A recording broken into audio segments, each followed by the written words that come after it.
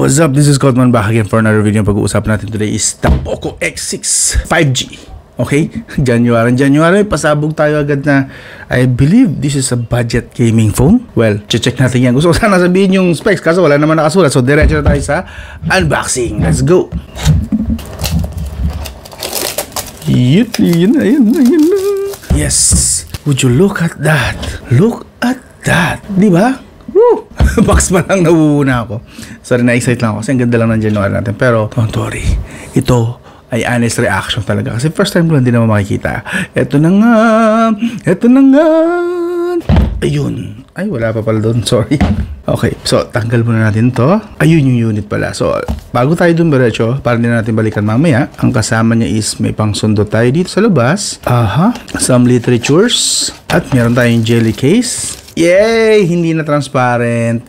Tuwa naman ako. Hindi na siya transparent na mga parang mumurahing mga jelly case. This one, jelly case pa rin naman siya. But at least, ang ganda tingnan, no? Mukhang masolid tong to. Ito. Wait. Check natin. Isusukat natin yan para makita nyo rin kung ano ang itsura niya kapag ka naka-jelly case na ito. Check muna natin ano pa ibang kasama bago tayo dumiretso doon. Holy wow! See, 67 watts charging brick. Siyempre meron tayo ditong charging cable / data cable. Of course, Type-C dapat to. Oh yes, Type-C. Type A, Type-C. Wala na yata. Wala na nga. So ito po ang kasama niyo sa box. Yan ang importante kasama sa box. Sama niyo na doon yung siyempre meron tayong manual doon at warranty. Pero ito yon. Ito na yung pinaka hinahanap nyo lang sa box, I'm sure. So, tara, let's start! So, ito na, may specs na tayong nahanap. Qualcomm pala siya. Qualcomm Snapdragon 7S Gen 2. I was expecting na MediaTek ito. Like I said, sabi ko sa inyo, wala ako idea kung anong specs ito kasi nga, wala nakalagay. And currently, habang ina-unbox ko to, ano ba ngayon? December pa lang. I'm sure January nyo na mapapanood to. Pero December 21 po yata ngayon or December 20. Yeah, December 20 ngayon. So, wala po ako idea. Wala pa to sa mga website. Hindi nyo pa mahanap. Puro mga leak lang na hindi pa sure. Okay? Mga rumors pa lang. So, wala din ako idea kung ano to. So, learning na Snapdragon pala siya at hindi MediaTek is wow, mapapawaw din naman ako ito para wow, 7S Gen 2. Hindi ko tanda kung anong clock speed dito pero I will check later. 120 Hz Flow AMOLED. Pang gaming nga talaga yata. 64 megapixel with pinaka-importante at pinaka-gustong-gusto ko, inaabangan ko sa mga gaming budget phone. Oh yes! 67 watts turbo charging. Of course, that's very nice, very welcome. And 5,100 mAh battery. Okay, so tingnan na natin kung itsura. So ito na nga siya. Ang kintab naman at alam mo ang ganda sana ng makintab kaso hindi naman nakakatawa sa fingerprint. Mayroon na agad na fingerprint smudge siya eh. May smudges na agad. Reflective nga siya actually. Nakikita ko nga mukha ko bahagya. Ang ganda sana no, kaso nga lang bakit naman ito sa bagay? Meron nga pala tayong jelly case. Wait, balik tayo sa jelly case. Astig na sana dumihin tuloy. 64 megapixel OIS. So yun lang naman. So far, yun lang naman ang medyo gripes ko. Pero maganda siya. Yun nga lang talaga, fingerprint smudge magnet. So ayun, okay naman pala. Manipis yung jelly case. Pwede na, protected pa yung camera. So may ipapatong mo siya na hindi sumasayad yung camera kasi medyo slightly na mas mataas yung horizon ng jelly case na ito. Very good. Maganda yung fit. Solid. So, parang gusto ko na lang muna siyang gamitin ganito, no? Pagka habang daily drive ko. Again, January nyo na ito mapapanood. Ang dugyot na agad, Anyway, bahala na. 5G. Tapos, ito, nakita natin. Meron tayong, nakalagay dito, triple camera. Pero I'm expecting malamang single camera lang talaga ang may pakinabang dito. That's 64 megapixel with OIS. Tapos, parang single tone lang yung flash. Pero mukhang flash din yung paligid Pero, check din natin yan. And slightly, din pala to, may bump, may camera bump din naman. Ito paano ito. Maliit lang pero at least may bump. That's the design. Sa kanan, nandito ang I'm assuming fingerprint to at saka power button. Pero mamaya malalaman kung fingerprint ka to. I'm hoping na nandito yung fingerprint. Okay? Kasi nagawa na naman ni Infinix, diba? Sa below 10K. Why not? I'm just hoping. Volume rocker. Sa taas, nandito yung infrared for mahilig dyan na gamitin remote control ng mga smartphone. Noise cancellation. Extra speaker. So, dual speaker ito. Expected. Meron pa tayong 3.5mm jack para sa mga wired headsets, headphones. Sa kaliwa, wala po nakalagay. Sa baba, nandito yung SIM tray, main microphone, USB Type-C, and the main speaker. Siyempre, check natin kung hybrid ba to o may dedicated micro SD card. Okay, parang, yeah. ano lang siya, single SIM or pwedeng dual SIM kasi naka-SIM to So pwedeng dual SIM. I'm not sure about the part na pwede siyang lagyan ng micro SD card kasi ang liit So I think hindi siya expandable. Yeah, SIM 1 SIM 2 lang ito kasi walang di kasya rito ang micro SD card sa date na yan. Yeah. Check ko na lang din siguro to be sure pero I'm not expecting much about the micro SD. Saka ko nalalagyan ng SIM card pagka full review na. Sa unboxing pa naman tayo. So yun. And then of course, flat edge siya. At least medyo hindi aggressive yung corners. Slightly round. Ang ganda ng no? May parang aluminum pero aluminum nga ba to? Parang plastic. Plastic yata to. Plastic. Parang aluminum lang yung finish yata pero parang plastic. And then this one, ito sinasabi ko is parang manipis na glass. Tempered yata ito. Tempered glass. Itong nasa back. Yun yung pakiramdam. At least tempered glass yata. I'm not really sure again pero yun ang pakiramdam ko. Tempered glass. This one plastic na may finish lang ng bakal. And hindi rin siya ganun kabigat technically. May kabigatan yes pero hindi siya yung bakal na bigat So yeah. Yun lang naman napansin ko. And then of course turn on natin for the first time. For the first time. Ayun. So mention ko na lang din, meron na rin siyang nakalagay na screen protector. At least hindi na tayo mag-worry about that part. May screen protector na siya naka-install. Yun, good. At least hindi na natin yun na problema. Screen protector nga ba? Yeah, screen protector nga. Hindi siya tempered. Oh, MIUI. Hindi pa ba HyperOS to? Kala ko HyperOS na. Pero MIUI pa rin, MIUI 14. Okay. Setup ko muna ha. Wait lang. So yun, tinest natin na ng konti. May konti na tayo nagawang papakita ko lang sa inyo saglit. Punta muna tayo sa software. Yan, kita nyo lang. This is, akala ko HyperOS. Pakita ko lang sa inyo na. This is just Android 13 pa rin. Yeah, Android 13. And this one has little specs. 12GB RAM. Okay? Hindi po kasama pa dyan yung virtual RAM or extended RAM. 12GB RAM pa lang po yan. Qualcomm Snapdragon 7S Gen 2 hanggang 2.4 GHz lang po yung maximum niya na clock speed.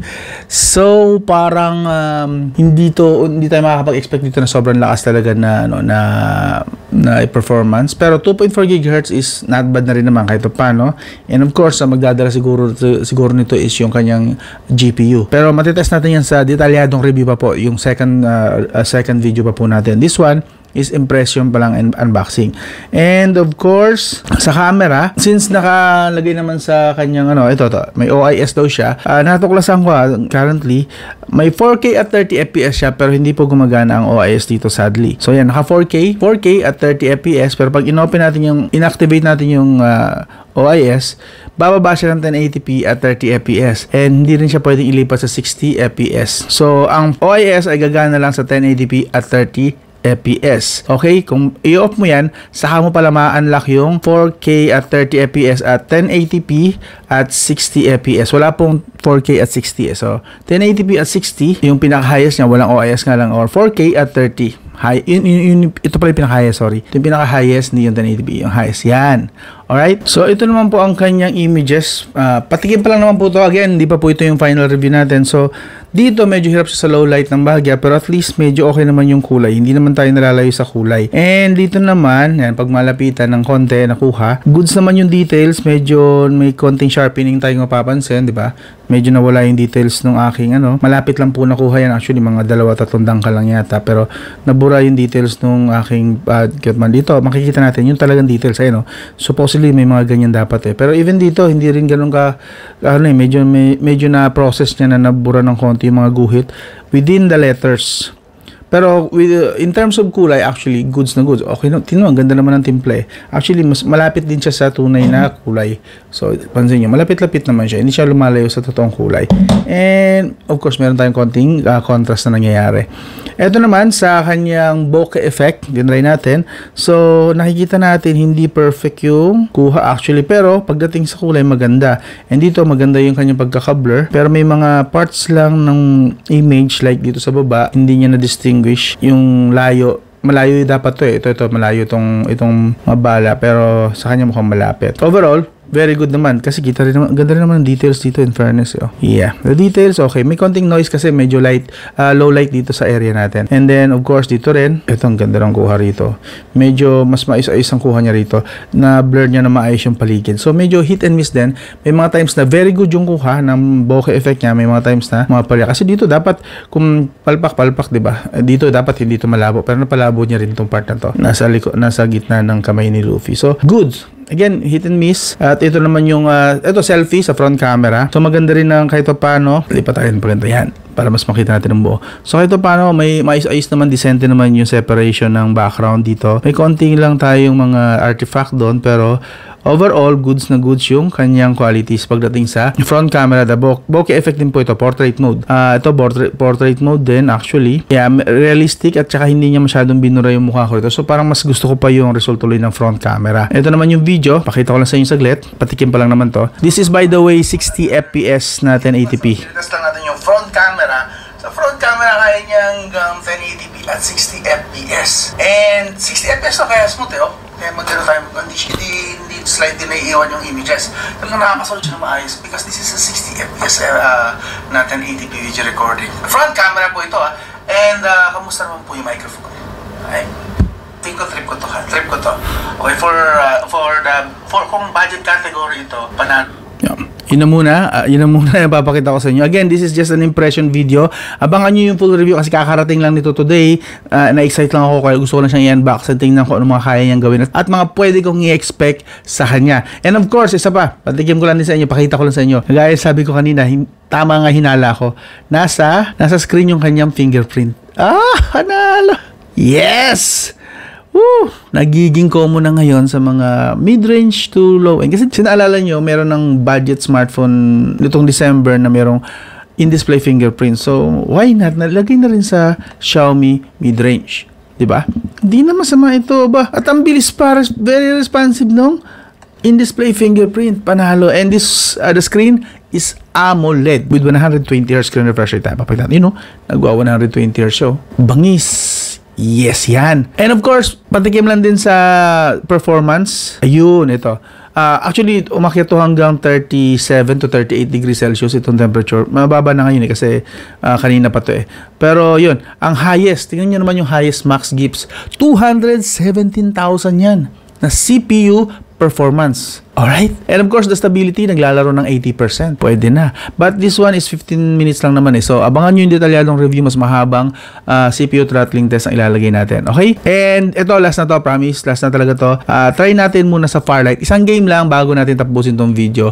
Maglalaro lang tayo ng isang game lang. And papakita ko lang sa inyo. Patikim lang ba? Para may expectations na kayo na ilalagay sa isip nyo. Kung ito ba ang susunod yung bibilhin o magiging susunod yung smartphone. Okay? Currently, December 20 ngayon eh. So, January na to marirelease tong video na to. So, abangan nyo na lang. Isang laro muna tayo. So, sinagad natin sa extreme. Naka-balance mode po to, extreme. Hindi ko na ipakita kanina. Pakita ko na lang ulit. Ayan, graphics. Naka-balance mode po tayo. And then extreme settings sa FPS. So, we're going for, tingnan natin kung makikaya niya na maisagad sa, or ma-maintain na mataas ang FPS. Tingnan nyo naman yung bezels, oh. Mula dito sa kaliwa at kanan, oh. Symmetrical, nice.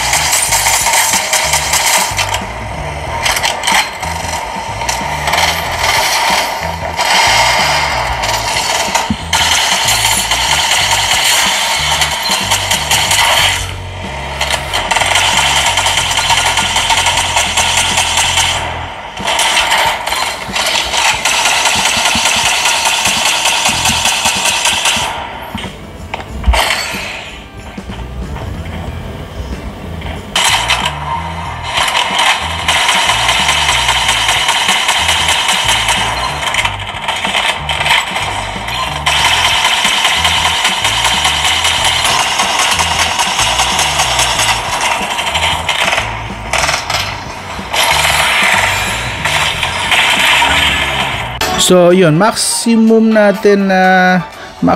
temperature nakuha natin 41 degrees.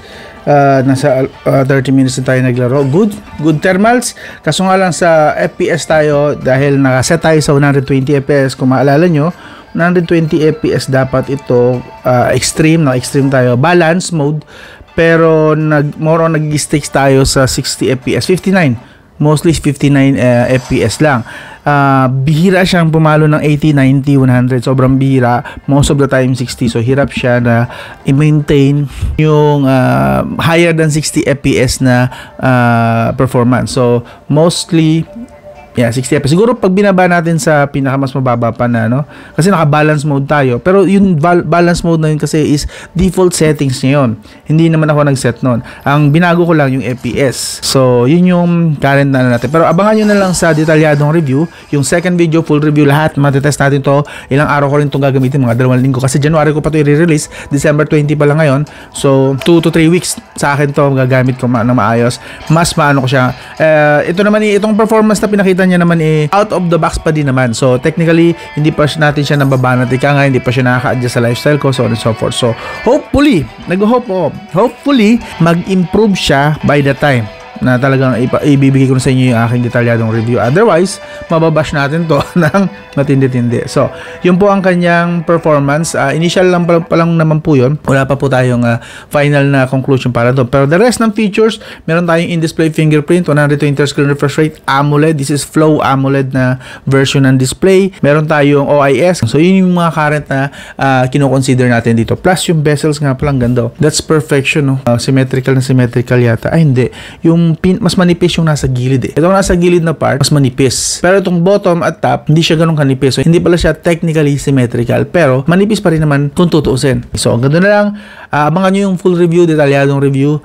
ASAP din sigurado. Magkasunod na rin naman siguro to within the same week malamang i-release, or pinakamalala na the next week na i-release to. So, kasi pahinga na muna, bakasyon na, December 20 na, magpapasko na. So, naway magkaroon kayo ng Happy New Year. Okay? Ganda lang. This is Scottman. Don't forget to subscribe, like, and share. So, ganda lang. This is Scottman. I'll talk to you again soon.